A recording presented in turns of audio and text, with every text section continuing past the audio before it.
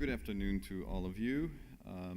Mr. Ambassador, thank you for your introduction and perspective. I would like to spend a few minutes maybe talking about Coface. We're a company that was established 70 years ago. We are a French company that has spread throughout the world. Today, we employ people in 70 countries. We have clients in 100 countries, and we take risks in 200 countries. Over the years, we have become one of the global leaders of credit risk management globally. Our 50,000 clients give us about 500 billion euros of credit exposures to manage, and we have made a point over the years of continuing to expand our presence, our capabilities in many, many more countries around the world.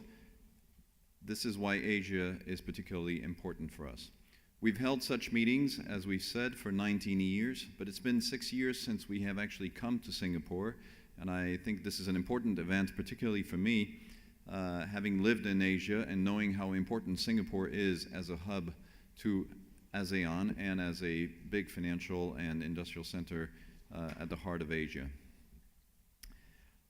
I would like to spend a few minutes to give you a perspective on how we see the world evolving, being at the heart of all the trade that happens every day between all these countries. Overall, our view of the world economy at this stage is positive. It is positive because we have a conjunction of factors that seem to come together, and this doesn't happen very often. One is the US economy, after 8 years of continued growth, seems to continue to show positive signs, albeit not very strong growth, but continues to grow. And while the effect of the Donald Trump election, which has been hyped by the markets initially, have not really materialized at this stage, we see the United States continuing to grow at a moderate pace, and we are cautiously optimistic on what might happen there. We are more bullish on Europe. I think after 7 or 8 years of difficult growth following the global financial crisis, Europe is finally seeing some momentum, particularly Southern Europe, which has been particularly hit in the 2007-2008 global financial crisis, is starting to pick up some momentum. The results of the last elections, as the ambassador just pointed out, have also helped by lifting some of the political uncertainties which we were quite worried about last year. The rise of populism in some countries, leading to decisions which were taking the markets and taking us by surprise, such as Brexit. The recent elections in France and Germany have brought some stability and some hope, I think, for continued growth, particularly in a few coming years. And then the last element is that emerging markets, after undergoing a turbulent 2014-2015, seem to finally have stabilized on the back of commodity prices, which themselves have recovered from the lows of last year. We see the economies in Brazil and in Russia stabilizing and recovering. And I think the general trends that we observe in this part of the world, being demographics and the increase of the middle class in many, many countries, will continue to drive sustained growth in this part of the world. So overall, we are positive on the global economy. This is a good part of the cycle. We need, though, to remember that there are significant risks ahead, which we cannot discount. The first one I would mention has to do with oil. While oil prices have recovered, it seems like there continues to be a structural imbalance in between the ability to produce oil and the demand of the world for oil. And that is challenging for all the oil-producing countries around the world. We see how this can destabilize some of their budgets, and we see how this can destabilize potentially some of their societies. And I think we see an increased risk of political instability and potentially conflict linked to this evolution in the oil-producing countries. There are continued political risks in Europe. I think while we are now all have gotten used to the fact that the UK will exit the EU, it is still unclear as to when and exactly how this is going to happen. And we have seen that initially it has had mainly an effect on the exchange rate of the British pound towards the euro, but I think the more profound changes coming from the consequences of Brexit are still to be seen. We have seen also that while Europe generally has been stable, there are political risks that may emerge here and there, and we refer to the independent movement in Catalonia. Where that will go, nobody knows, but it's just an illustration of the fact that populism, I think, remains an uncertainty which can hit even some of the more mature and developed economies, as in Europe, but also many other parts of the world.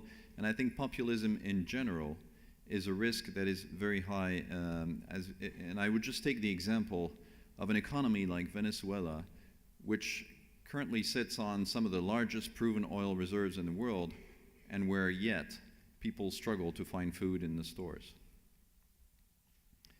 We see continued risk of rising tensions and conflicts. A political risk materializes clearly in the Middle East with the situation in Syria and in Iraq. We see things stabilizing there, but the insurgency is not over. There are obvious tensions, which everybody is aware of, between the United States and some other countries around the world, discussion around North Korea, discussion around the relationship between the US and Iran. And I think these political risks have been, at this stage, very much ignored or discounted by the financial markets. They have not prevented growth from happening, but I think we need to keep aware of what they mean. I think also another element of risk is the accumulation of debt throughout the world. The last global financial crisis has been triggered by too much debt and maybe uncontrolled growth of this debt. And the way the world has resolved this crisis is by lowering interest rates with accommodating policies by central banks all over the world, which has lowered the cost of this debt. However, since then, we have been continuing to accumulate debt, leaving us today with debt levels that are at record levels, and the need for central banks to progressively start increasing interest rates, which will inevitably put some tension into the economies that rely heavily on this debt. So, a good economic environment, continued risk, which for me, as the CEO of Coface, a company that is specialized and whose entire purpose is managing risk, means that our purpose in life continues to be extremely valid.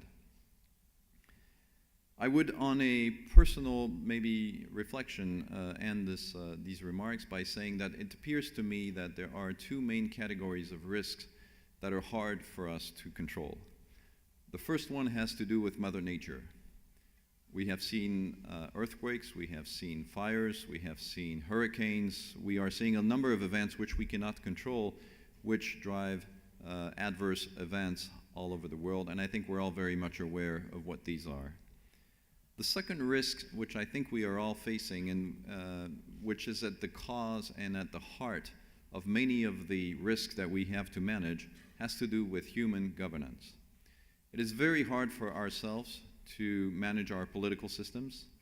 It is very hard for us to manage innovation and its consequences.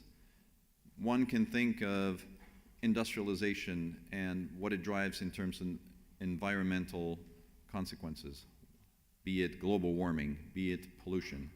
One can think of digitization and technology and all the potential that it offers, but it's also at the same time the risks that it creates, cyber hacking, things like that. We can think of many ways where we create new things which create more risks, and I think the most important challenge that we are faced with is governance and making sure we can both innovate and transform while at the same time managing the risks that are created by all this human activity. So for that reason, I think we will be continuing to face risk in the future. We don't know what they are, but I just want to leave you with the thought that Coface will be ready to stand by you to help you manage an ever-increasing globalization of the world and your credit risks in the 200 countries where you want to do business in the future. Thank you very much for your attention.